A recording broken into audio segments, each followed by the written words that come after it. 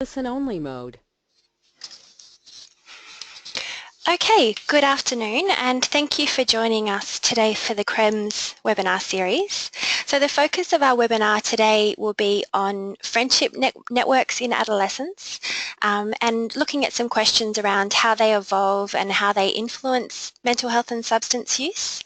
My name's Lexine Stupinski and I'll be chairing the session today. And we'd really encourage you to ask any questions or send through any comments as we go along. So you can do that in your control panel in the questions box. So just submit any questions that you have and we'll have a Q&A session at the end. Now this is the second in our series for 2016 and our program covers a range of different topics relating to the understanding, the prevention and the treatment of mental health and substance use disorders. So this year the program is going to include, in August we'll have Matt Sunderland talking about assessments, so how to assess with efficiency. And he'll go through some advances in the assessment of mental and substance use disorders. And then in November, Dr. Joanne Ross will be talking about behavioural activation in the treatment of depression among substance users. So you can get the full details for these other webinars from our website, and you can also register to be involved in those webinars or to get updates about our webinar series. And if you missed any of the topics that were covered in 2015 from our website, so that's comorbidity.edu.au training webinars, you can also see information about how to watch the videos or get the handouts from any of those webinars as well. So in just a moment I'll introduce our speaker for today, but before I do, just a quick overview for those of you joining us for the first time about who we are and what we do at CREMS. So CREMS stands for the NHMRC Centre of Research Excellence in Mental Health and Substance Use, and what CREMS is all about is conducting research to improve our understanding of mental health and substance use disorders, and in particular understanding how and why these problems co-occur. And so in addition, we're working to develop improved strategies and conducting research to identify the most effective ways to prevent and treat these problems. So to achieve these aims, we work closely with services, with schools and community groups, and this webinar series is another way that we can foster these lines of communication. And this is just a photo of the team at CREMS, and you can see in the bright pink there is our director, Professor Marie Thiessen. And so now it's with great pleasure that I introduce our speaker for today, Associate Professor Tim Slade. So Tim is Associate Professor at the National Drug and Alcohol Research Centre, and he's also Director of Epidemiology at the NHMRC Centre of Research Excellence in Mental Health and Substance Use, so CREMS. His research interests centre around the diagnosis and epidemiology of alcohol and drug use disorders, mental disorders, and their comorbidity. He focuses on adolescent and young adult health and he studies the influence of individual, peer and family factors on the emergence and development of alcohol use and mental disorders. So I'd like to pass over to Tim now, who's going to talk to us about friendship networks in adolescence. Thank you very much, Tim. Welcome. Thanks, Lexine.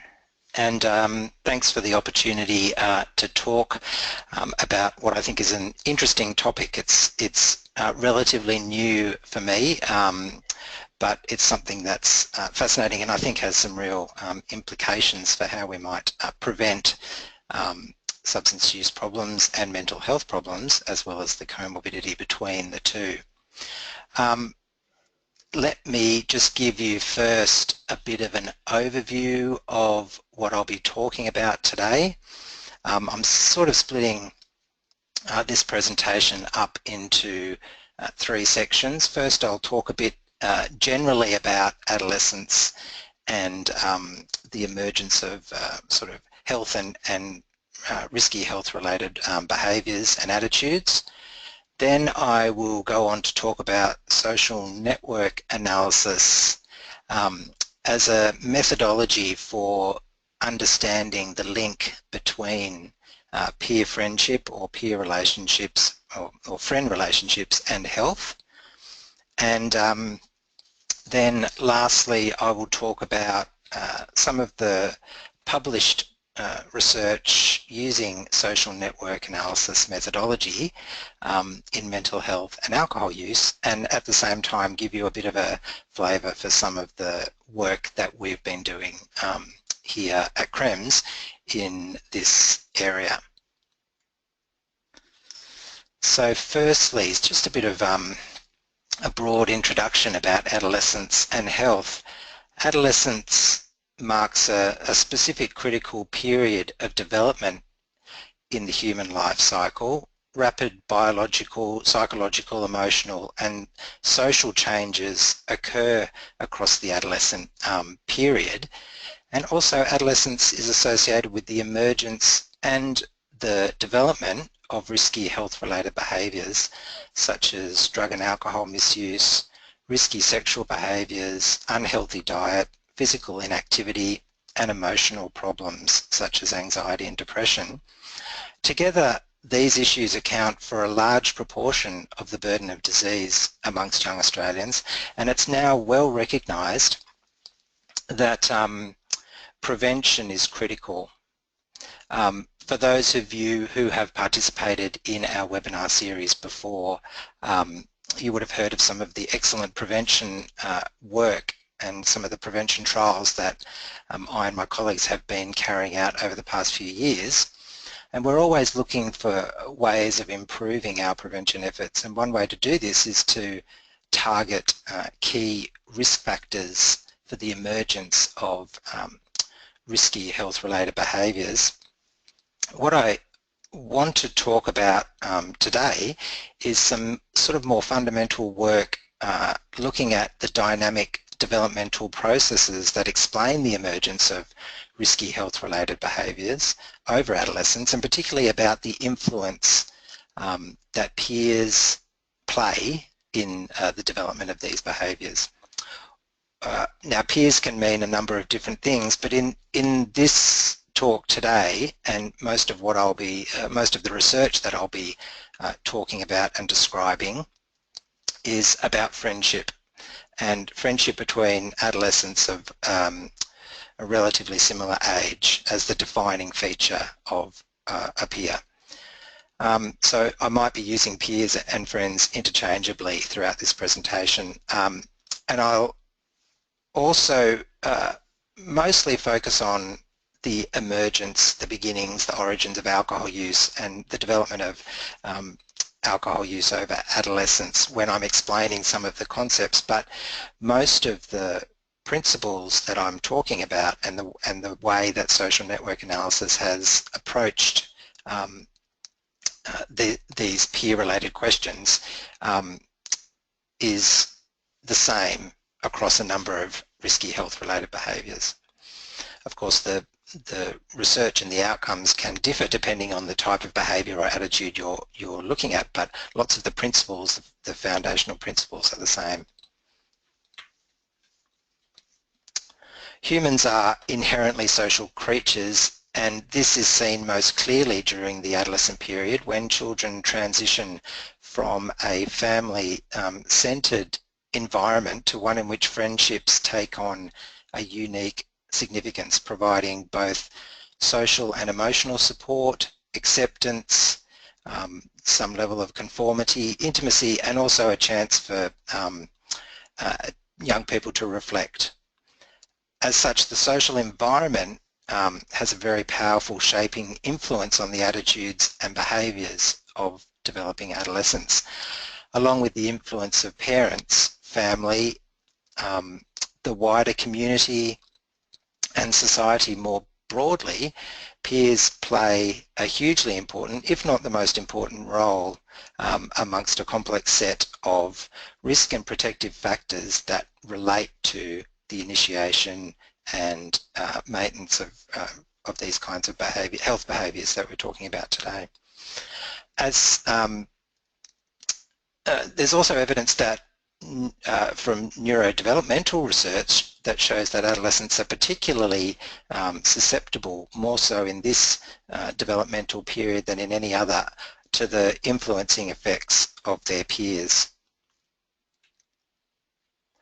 Some theories of that have been put forward to explain how and why peers influence are up here on the screen.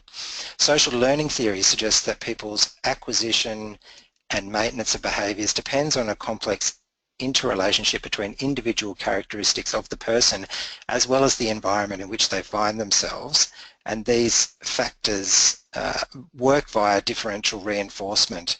And one of the specific theories that's been put forward in the social learning theory domain that relates to drug and alcohol use is this model of deviancy training, where discussions amongst friends about antisocial or other sort of deviant attitudes or behaviours are particularly elicit a positive reinforcement from a friend, and it's this particular reinforcement across a number of exposures and occasions that leads to an increase in these kinds of deviant behaviours over time.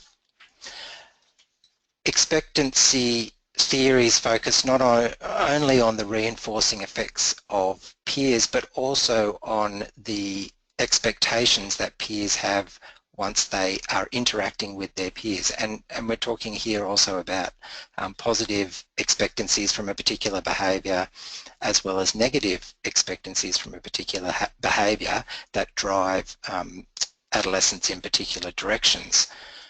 Social comparison theories hold that adolescents are inherently driven to comparing themselves with other people, and it is this comparison which drives their choice for health risk attitudes and behaviours. And social identity theory is a modification to this that involves adolescents categorising themselves and others as members of a series of groups with a shared social identity. And membership in groups come with social rewards, and so adolescents may gain access to certain groups and actually may achieve higher status in certain groups if they exhibit particular kinds of behaviours. And then lastly, peer cluster theory proposes that friendships form amongst peers that either support or discourage particular health behaviours. I don't think at this stage any particular theory dominates in this realm, but what is the evidence that peers actually have an influence? Well, as you can appreciate, the best way of examining the impact of peer use, the impact of in the context of alcohol use, the impact of peer alcohol use on other adolescents' alcohol use is through a longitudinal investigation of adolescents' own alcohol use and how that relates to use amongst their peers. In a review of 40 prospective studies published since 1999, all but one reported positive associations between peer alcohol use at some earlier time point and adolescent use at follow-up. But peer influence, the ability for peers to influence adolescents, may not be as strong as commonly believed.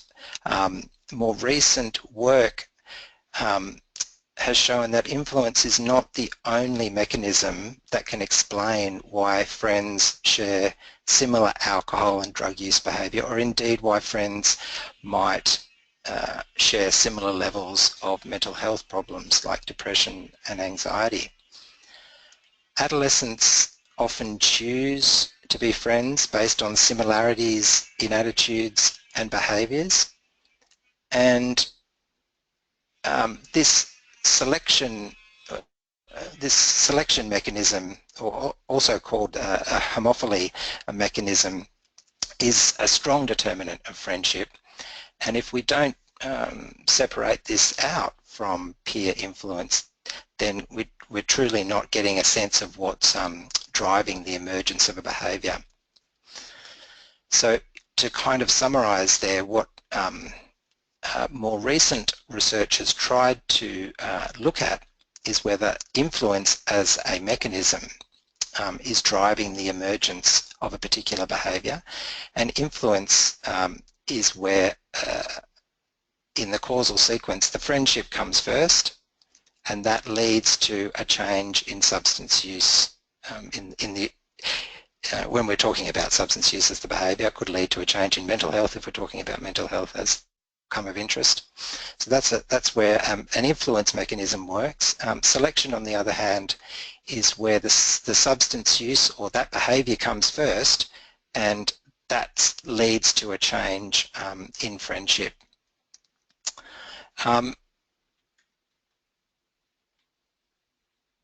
So here we have two potentially competing mechanisms that could explain peer similarity with regard to alcohol use or any other behaviour we wish to study.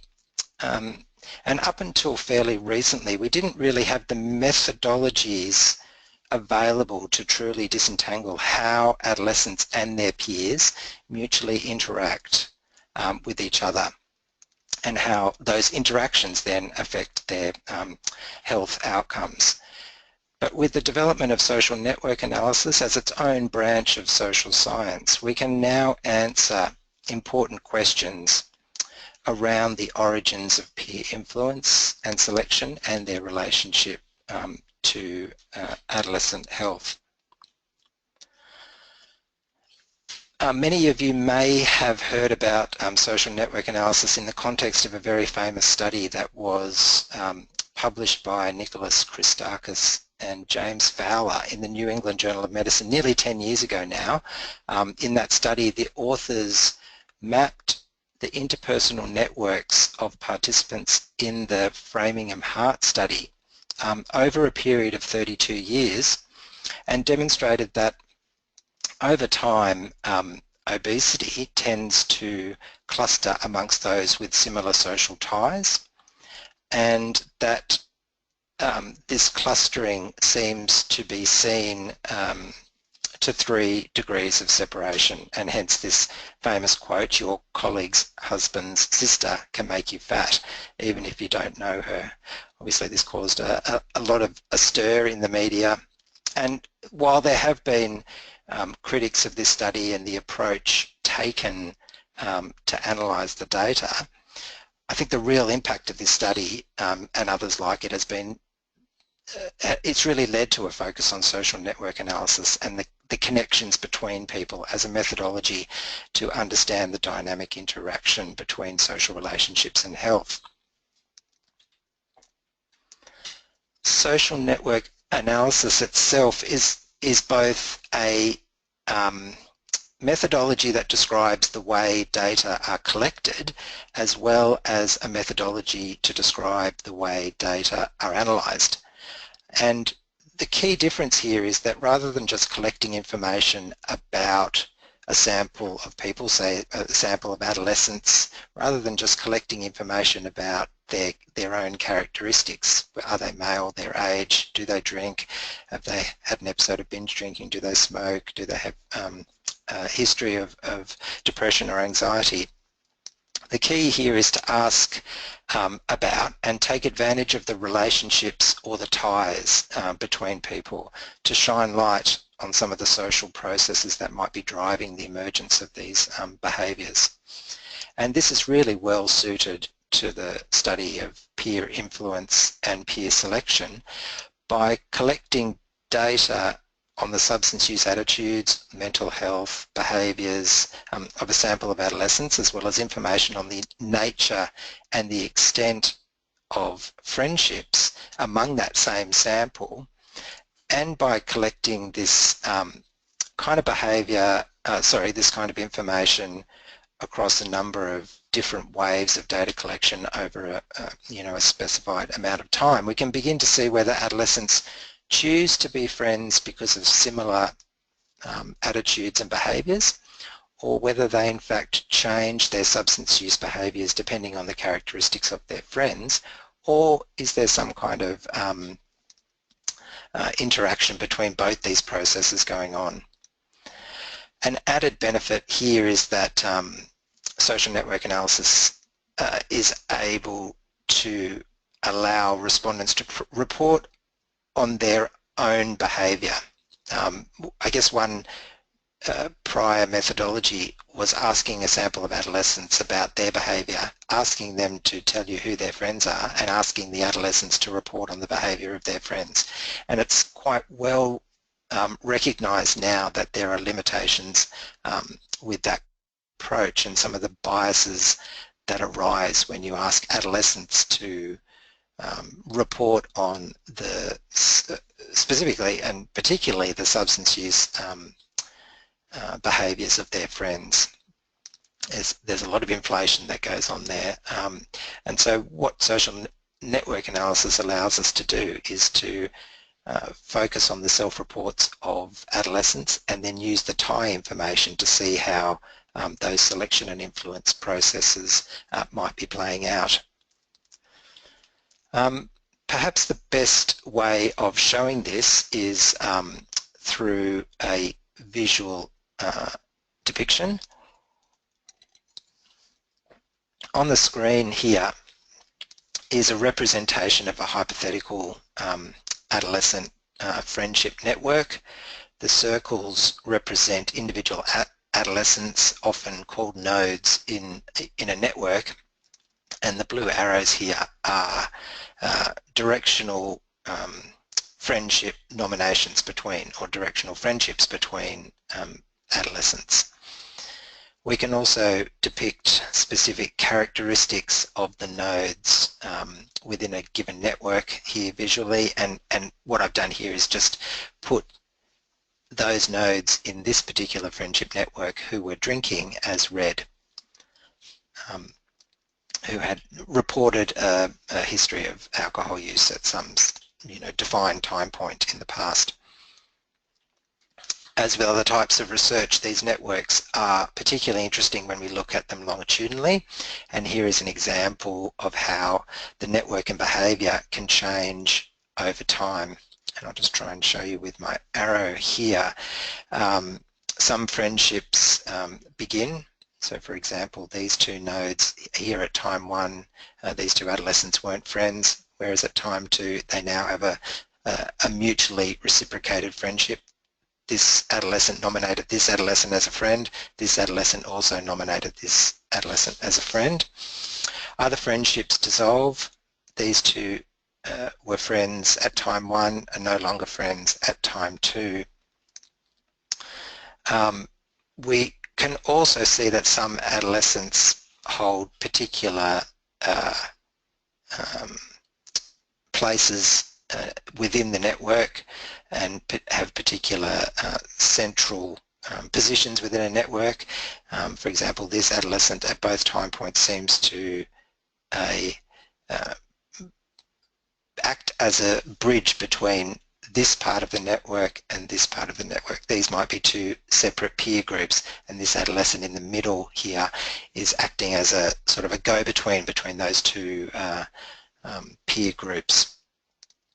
We can also see that there are particular adolescents who aren't very connected. With the dissolution of this friendship, this adolescent now becomes isolated within the whole adolescent network, and all of these sort of characteristics, endogenous characteristics that you can calculate, as you can imagine, are important when we're looking at the flow of behaviours and attitudes over time. And the characteristics might the characteristics that we focus on in our analysis might differ depending on whether we're looking at a substance use type outcome where central adolescents and those who have high popularity might be particularly important, versus if we're looking at the impact of network characteristics on the experience of depression, where those potentially on the edges of a network and what are often called in the social network analysis language isolates in a network are people that we might want to particularly focus on.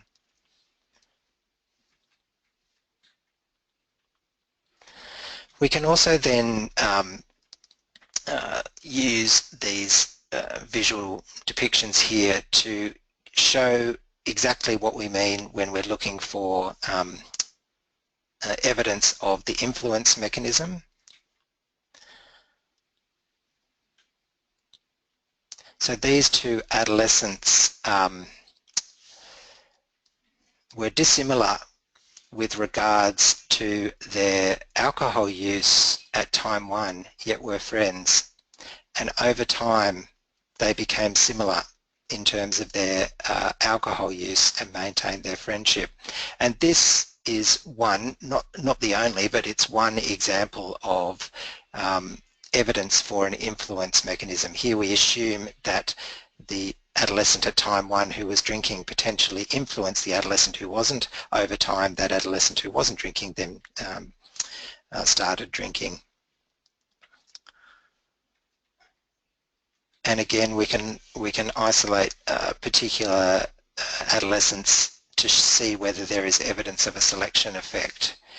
And again, here, in this hypothetical network, these highlighted adolescents were similar at time one with respect to their alcohol use, yet were not, did not nominate each other as friends. Over time, they did, and thus this is evidence that alcohol use preceded their friendship, which provides us with some evidence that a selection effect was going on. Those might be, some of the important effects that are of interest to us in the research world, and can really give us some information about where we might go in terms of our prevention efforts. I'll talk about that a bit later, but they're not the only kinds of relationships that can occur, particularly in adolescent friendships. And the beauty of social network analysis is that it allows us to look at these selection and influence mechanisms also in the context of other common adolescent relationships. For example, reciprocity is a very common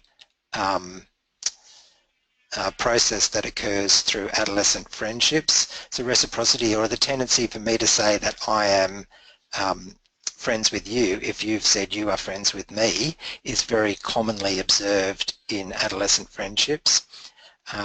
Also transitivity, or the tendency for me to become friends with the friends of my friends.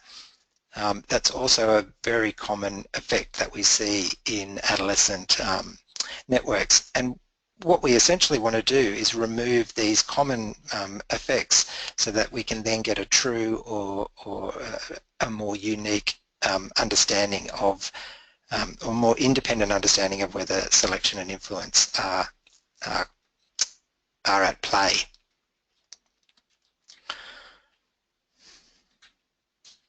So with this in mind, I actually wanted to do a poll here, and I thought it would be interesting to see how many people think that adolescent alcohol use is driven more by peer influence and how many think it is driven more by peer selection. So I have a question here: on a scale of 1 to 5, how much is adolescent alcohol use driven by influence versus selection? If you think it's more or totally driven by influence, then type in a 1.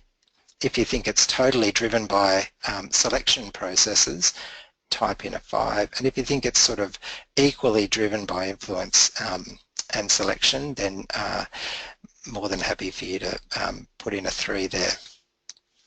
So if we could start that poll, that would be great. Thanks. While we are waiting for those results,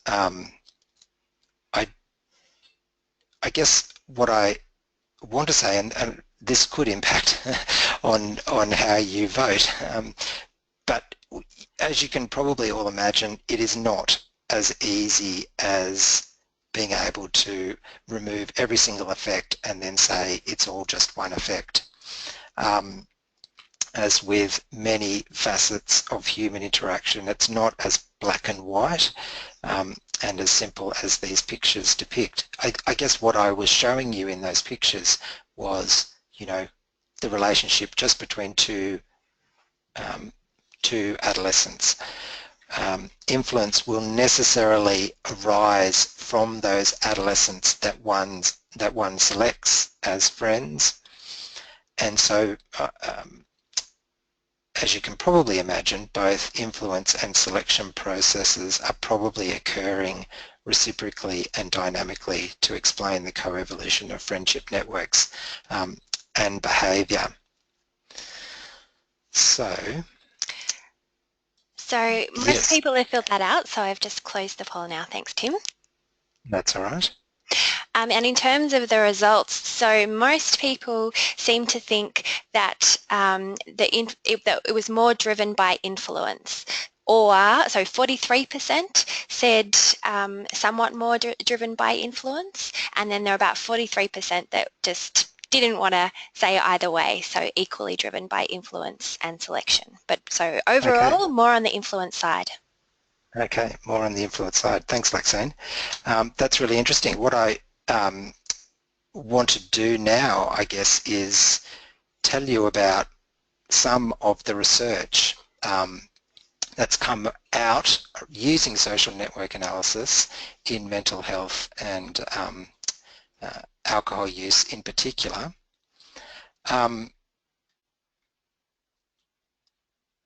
And as most of you have recognised, both influence and selection, at least in regards to alcohol use, both influence and selection are important. But the real, the vital point here is that these mechanisms have been shown to be important independent of the other. So it's totally, a possible situation where both influence and selection can explain the spread of a particular behaviour. But what we are able to show and how this has impacts on our prevention is that both of these are particularly important. There is some debate in the alcohol use literature, social network analysis literature, about the developmental timing. If we know developmentally when influence might be important, assuming that both are important. The next step, and what people have looked at, is whether influence is important at certain developmental stages. But as I just said, that there is debate about this. Some studies have shown that influence seems to emerge early in adolescence. So we're talking here around year 6, year 7, early high school, with selection happening later on, although another study published around the same time showed the exact opposite, with selection emerging early and influence seeming to be more important as these kids got into sort of middle high school and later high school. Now, these are US studies and European studies. We don't have equivalent research here in Australia, and I'll talk a bit about what we're trying to do to fill that gap here in Australia. It's in a minute, sorry. It's also important to understand that the mechanisms depend on a number of characteristics, including the nature of the friendship. There is a recent study showing that selection seems to be important in new friendships. So adolescents will choose to become friends with people they haven't been friends with before based on similarities around alcohol use behaviour, but they don't continue to be friends. According to this study, they don't continue to be friends with people they've been friends with in the past based on those alcohol use behaviour. Alcohol use doesn't seem to have any impact on whether adolescents continue to be friends with each other, just about how they start new friendships. And the sort of discussion around this is that it's tied up a lot to do with the context of alcohol use, and how in adolescence it's often around a party situation, and where there are, quite often people that become new friends in new party situations, and that's so it's also about the context and the nature of the friendship. There's also about reciprocation. There's also research about reciprocation in friendships, which don't seem to have that much of an impact in alcohol use as they do for other behaviours, such as mental health, which I'll get to in a minute. But having said that, there is some research, which I haven't put up here on the screen, which shows that popularity, as measured by the number of friendship nominations a particular person gets, can interact with influence mechanisms to drive an increase in alcohol use over time. It's also the case that personality factors and other individual difference factors can have an impact. Self-control as a personality characteristic seems to have a protective effect. Is protective against the influencing effects of peers, and can buffer against the influencing effect. With regards to mental health, depression is also subject to both selection and influence effects. Again, the nature of the friendship here seems to matter quite a lot, and we see that friendship closeness is important because influence seems to be occurs most often with best friend dyads or best friend relationships. And much of the literature with regards to mental health and depression and anxiety in particular has tried to has used this notion of co-rumination as a potential explanation for the influencing effects of our peers on the development of mental health, depression and anxiety over time. And really, co-rumination is this tendency for excessive discussion around problems and emotions, and it's a tricky and complex issue because this notion of co-rumination seems to simultaneously strengthen particular friendships, but at the same time can exacerbate mental health problems. So there are also other network mechanisms going on, including withdrawal and rejection and deselection of friendships that are particularly characteristic of the development of depression and anxiety. It's quite a complex area, and a little bit more complex than what's going on in the sort of substance use field. With that in mind, what I wanted to just sort of talk about in the last little while is some work that we've been doing in an NHMRC funded cluster RCT of a universal program to prevent substance use, anxiety and depression across over 6,000 kids in Australia. We have, in the second wave of data, in the second of 7 waves of data collection, we asked a subset of the adolescents to nominate and provide us with the names of 3 of their best friends that they spent the most amount of time with in the past 6 months, under the assumption that those friends that they spend the most amount of time with are the ones that are potentially have the most influence on them.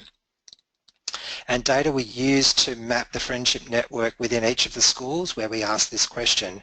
And here's what the network looks like for just one school. As you can probably appreciate, there aren't connections between adolescents, there aren't connections among adolescents between schools. So the way of coping with this and the way of analysing this is to look within each school and see how the networks look within each school. And if you seem to get common relationships across a number of schools, then you've got sort of more confidence in your findings. Here I've left the those who have reported alcohol use, I've left those adolescents as red in this particular network. We also asked the same questions of the same adolescents at the next wave of data collection 6 months later, and here what I've done is put these two networks side by side, and the one on the right looks messier because I've kept the nodes in the same location as they were at the baseline measurement, but as you can see, what those lines are all over the place really mean that there's lots of changes in friendship nominations, as you can probably imagine, even within a 6-month period. Lots of similarities and consistencies, but also a lot of changes, and those are the kinds of things that you need for a social network analysis. We can see really interesting dynamic network mechanisms at play here, and here what I've done is just focused on two adolescents who seem on the face of it to show an influence effect. These two adolescents were friends at baseline measurement, with one of them drinking, the other one not. Over time, 6 months later, the second adolescent is drinking, which is sort of evidence of influence mechanism going on. What we're hoping to do is collect more data, and we have collected more data to map these networks over 6-month periods, and we will be analysing this in the coming months, so watch this space. Why is this important? I think the assumption that peers, at least in the drug and alcohol world, which is where at the moment I have most knowledge, the assumption that peers are central to adolescent drug and alcohol use is reflected in the social influence paradigm that underlies many of our drug prevention programs. But prevention may actually perform better if we can target those programs to the specific social forces at play during adolescent development. Yes, influence appears important, but selection is also important. So if influence comes out as the most important mechanism, then yes, continuing to focus on peer pressure and alcohol refusal skills training and those kinds of components of prevention programs are important. But if selection mechanisms are at play, and it seems that they are, at least with past research, then we need to think about prevention strategies that potentially reorganise friendship networks. One of the most exciting areas of new development in the social network analysis area is the potential for these analyses and methodologies to identify key players or key influences in a friendship network.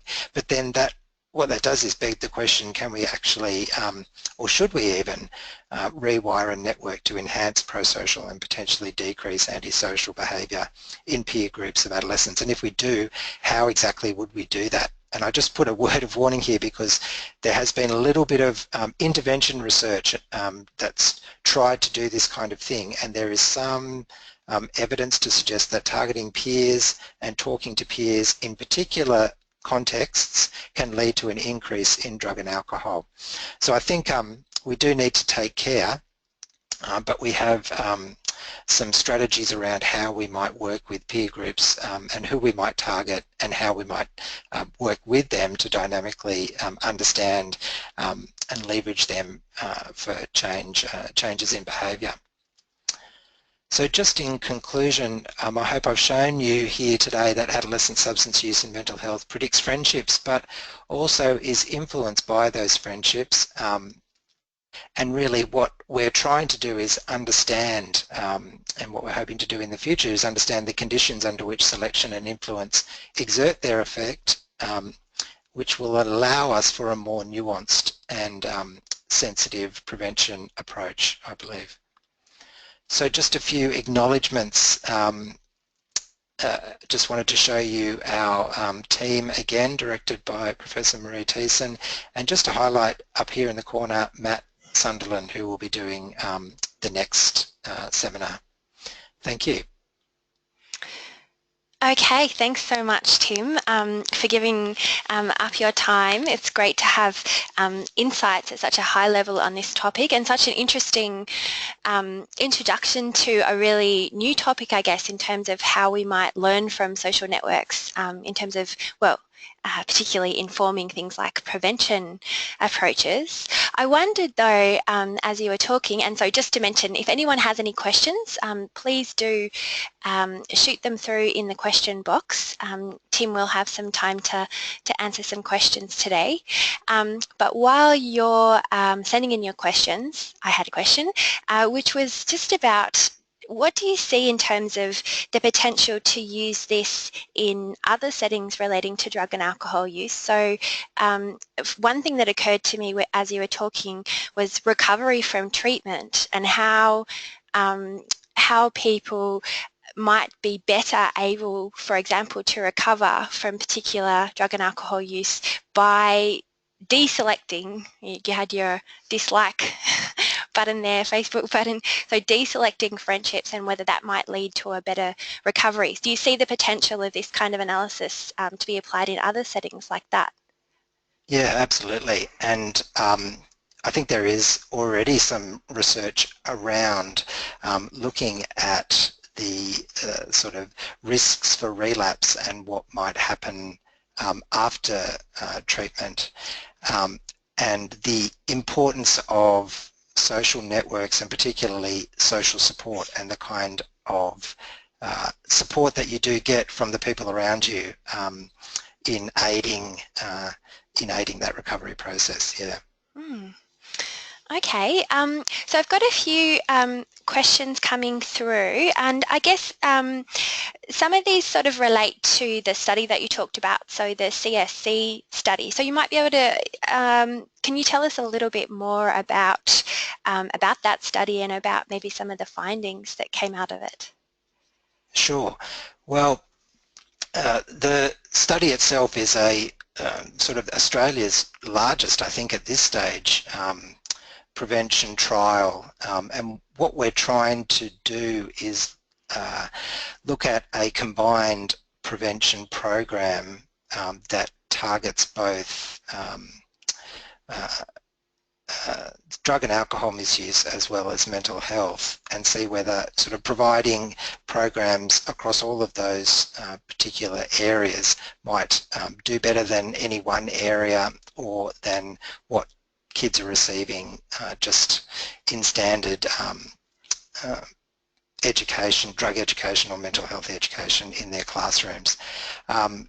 So the main aim of that project is to look at, the prevention outcomes, but what we're trying to do in particular in this social network sort of analysis sub-study is to see how the behaviours themselves emerge, how they develop over time, and there has been very little work looking at how substance use and mental health interact across the adolescent period, and whether characteristics of one might be either protective of the other, or might even feed into the development of the other, and how all of that exists in sort of an interpersonal peer-related context. We're hoping to look at whether not only do the programs themselves have an impact on our standard outcomes, like drinking rates or binge drinking, or our scales of depression and anxiety that we typically include in these kinds of programs, like the K10 and that kind of thing. We want to see whether some of these programs might actually have an impact on the network structure, and whether, for example, does the mental health program itself lead to a more integrated peer network for someone who might have been quite high in depression at the outset, they participate in the mental health program, and then they have a more integration, a more integrated position within a peer network. So that's sort of one hypothesis and one question amongst a number of things that we're trying to look at in the context of the CSC study. Okay, and someone has asked whether you have or whether you've been able to take into account parental influence when you look at those networks. Yeah, and that's a really good question, because that obviously parents are the other big sources of influence across those early and middle adolescent periods. And we haven't in this study, I mean, in my mind, the ideal research study would be able to collect information on adolescents, their friends, their siblings and their parents. Exactly. And together look at how those interact. There is some, really recent research that shows that parental attitudes might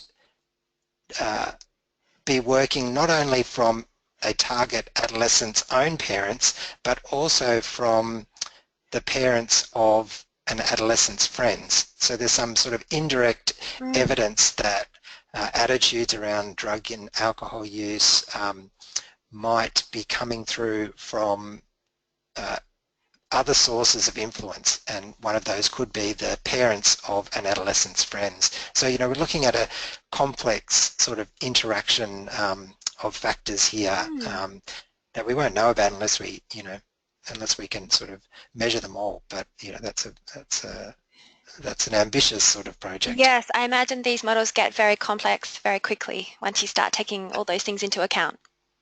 Absolutely. Okay, now a few people have asked about, so this project was specifically looking at alcohol use, is that right? Yeah. So are there plans to look at other substances is one question that's come through, and also I've also got someone interested in any differences that might emerge about the influence selection factors for different substances, so differences between substances.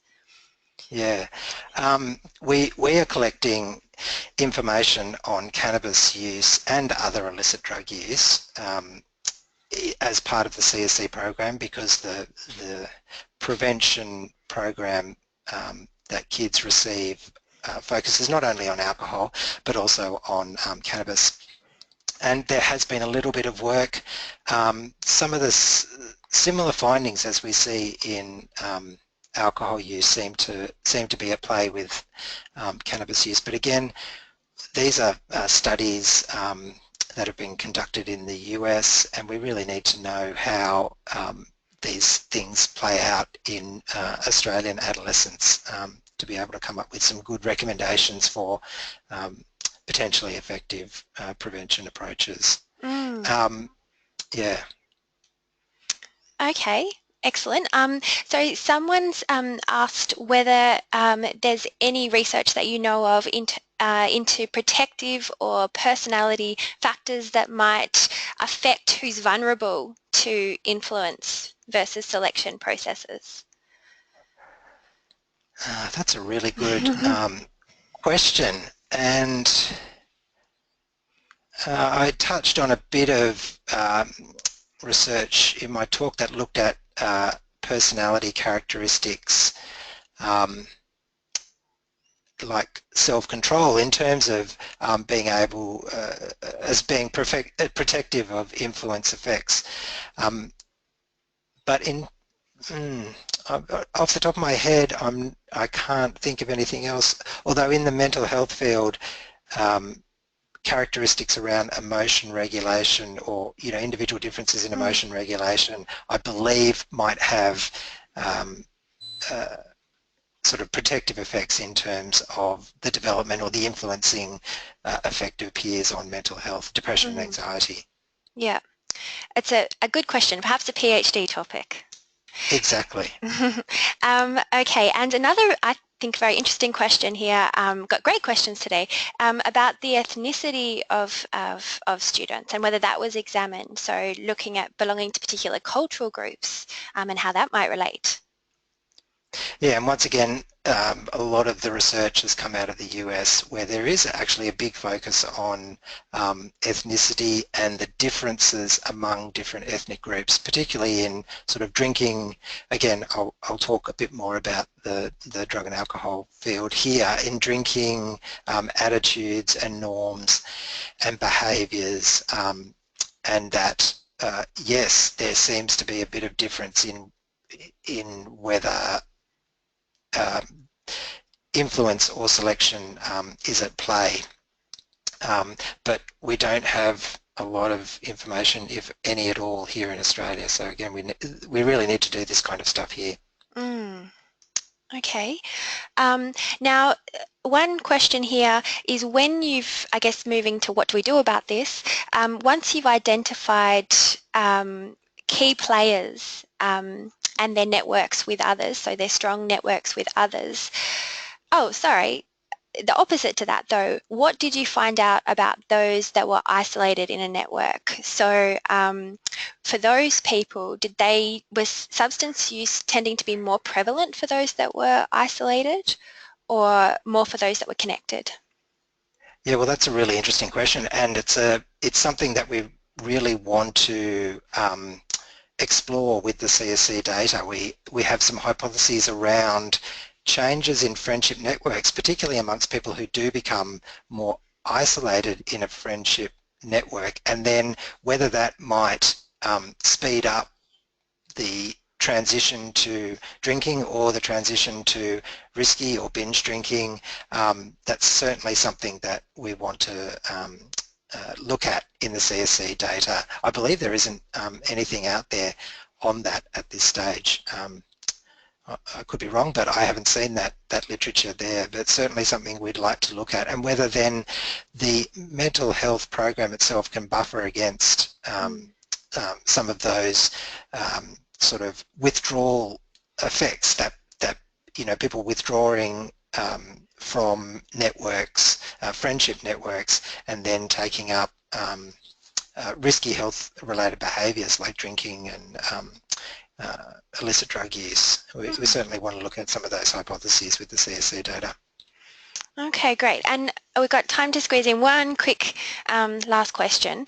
So now this audience member has noticed that in the baseline, when we had the baseline moving to the later time point, that in the baseline data there's a clustering of alcohol use within groups already then, and is asking, what would you attribute that clustering to at that point? So maybe if it's possible for me to go back in my... So we see here those 4 networks, I'm assuming we're talking about here. Yeah. Yeah, I mean, one of the challenges with network analysis, I mean, it's the same with any kind of longitudinal research. You have to start somewhere, so you have to start from some kind of baseline, and we had already had some drinking behaviour in this particular network. The nodes are placed on this particular graph according to a mathematical formula that is too complicated for me to understand, but it's related to their kind of centrality. So nodes that are more in the middle of a particular network have a higher level of this notion of centrality. So it may be that those nodes are particularly central, and if that says something about drinking and the importance of drinking in being central in a network, then it could be something to do with that.